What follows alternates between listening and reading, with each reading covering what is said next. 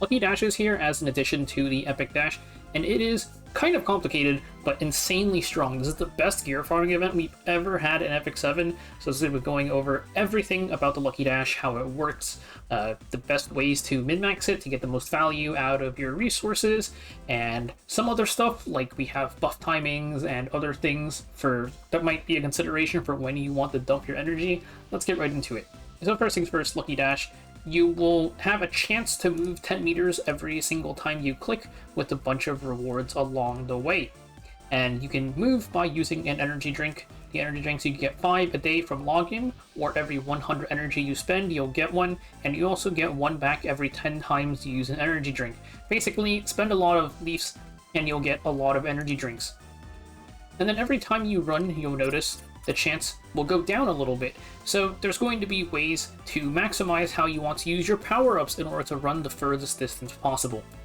We have a bunch of different power-ups here. Let's go ahead and take a look. So you have protection. This one makes it so that even if you fail, you won't lose. Usually if you fail, you'll start all over from the start, but this makes it so that you have a second chance. And you get one for free every 100 meters. You start off with 2 at the start of a run. You can't save power-ups for the next run. They'll all be reset at the start. And then run-up you unlock after using 20 energy drinks. I've used 1 so far. And then run-up, you move back 10 meters, and then you move forward 40. So basically you gain 30, and running back 10 is significant because your odds of running down typically, or your odds of running forward typically go down as you move forward, with the exception of hitting some breakpoints.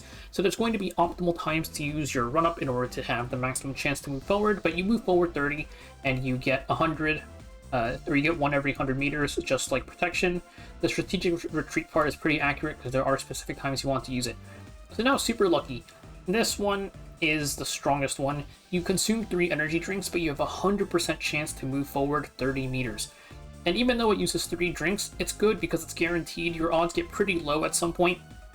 And this one has a chance of growth. You will have to spend a lot of energy drinks in order to level it up. And then once you're fully leveled, this event becomes insanely strong. There is a ranking thing, this doesn't matter. The initial reward, so you can see at various points, you'll get these different gears. For the most part, our goal is 300 meters, because this is where the 20 speed ring is. Everything past, as you can see, it's just level 88 plus 0 gear. It's not nearly as important, I would say. Sure, it's max space, but your odds of hitting here are pure RNG. If you hit it, that's nice. It's not something you really aim for. We're going to aim for hitting 300 meters once. Besides that, there are repeating rewards. It says it's replaced with the repeat reward, and the repeat rewards are every 100 meters.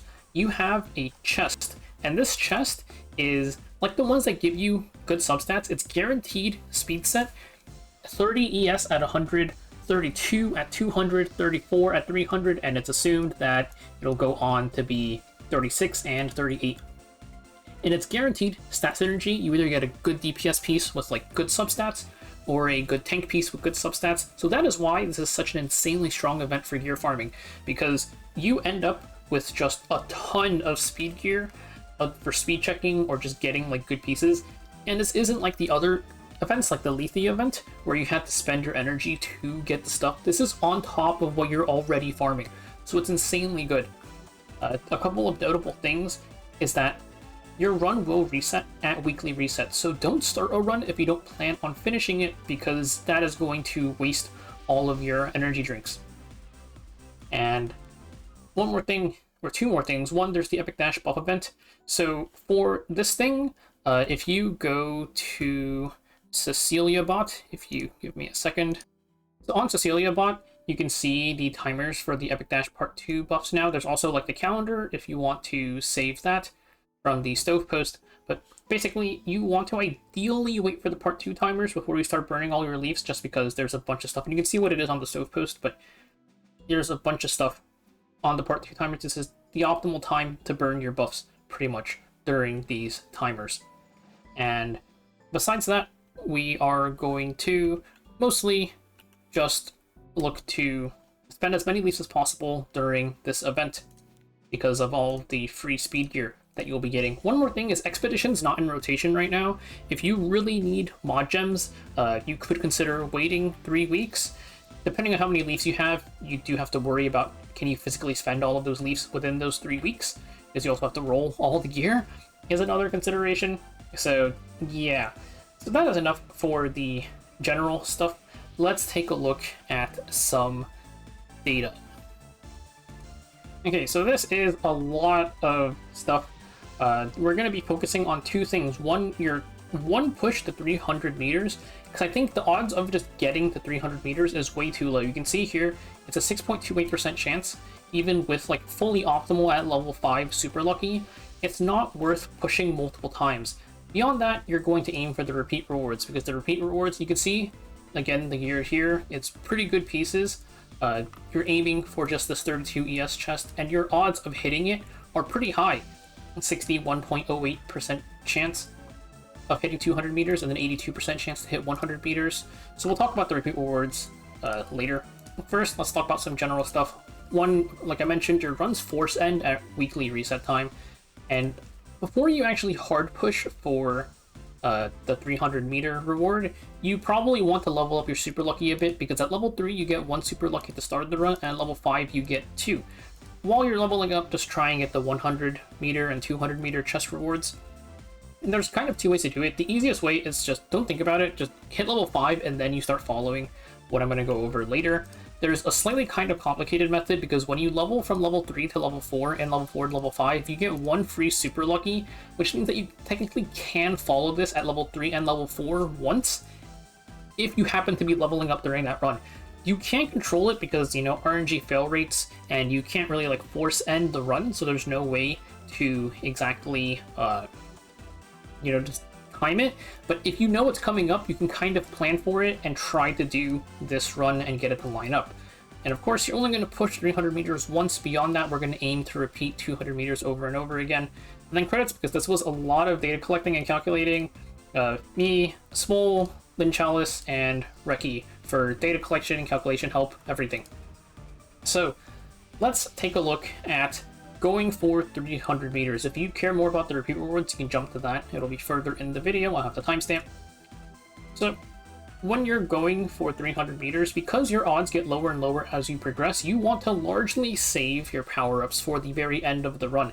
This means that the very start of the run is going to be pretty RNG, because you are just running with like no power-ups just to hit level 10 or to hit 100 meters, because that's when you start kind of spamming everything. You will gain 2 protects and 1 run-up at 100 meters, and then another 2 protects and a run-up at 200, and you'll gain a super lucky at 150.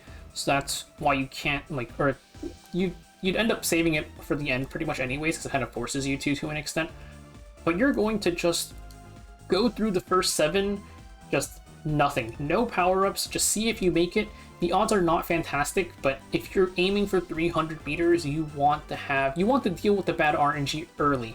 Get it out of the way, especially because even though you won't hit the rewards, this will kind of get, like, it'll be less costly to fail now instead of fail later.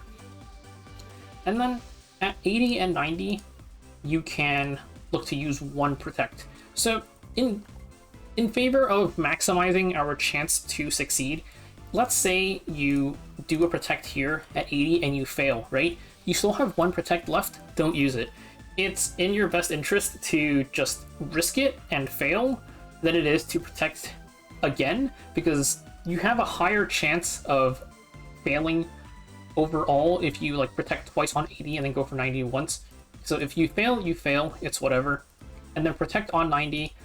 At here, 100, you're going to get 2 protects. And I say 1/2 because there is a chance that you either just immediately hit the correct run, and that means that you'll have 1 extra protect left over when you continue forward, or you'll have to use both rather to succeed. Whether it takes you 2 or 3 tries, it'll still consume both protects, because if you succeed, it'll consume your protect. So you have to hit it on your first try to save the protect for later. And then from here, we're going to use our run-up. Again, the run-up makes you move backwards 1 step, so you use a 75% rate, and you'll jump forward. We're going to use our super lucky to skip ahead to 170, And then we're going to use our run up again to hit 64. And as for why we do super lucky and then run up, you can see the percentages. It's better to run up here because it's 64 than it is to run up here because this is only 56. And then you're going to make it 200. And this is where you have pretty good odds to succeed because you either have 2 or 3 protects left. You have a 75% chance to have 3 protects, 25% chance to have 2. So your total odds succeeding on this step are about 98%. And then this is your last risk, a 2 out of 3 to hit the last run-up. And if you succeed from here, you're just super lucky twice, it's guaranteed, and you'll get your ring. So that is the method for pushing to 300 meters. And again, you'll only do this once. The overall odds are up here. It's like not fantastic. I think the hardest part really is hitting 100 meters. It's about 1 in 5, and then you have like about a 31% chance to succeed after you hit 100 meters. At least I haven't looked at this in a while. I think this is correct, yeah. So hopefully you guys are able to get this. Doesn't take you too long. I think it's, especially if you follow the correct method, you have pretty good odds of doing it. So now let's talk about the repeat rewards, because this is where like a lot of the value of this event comes from.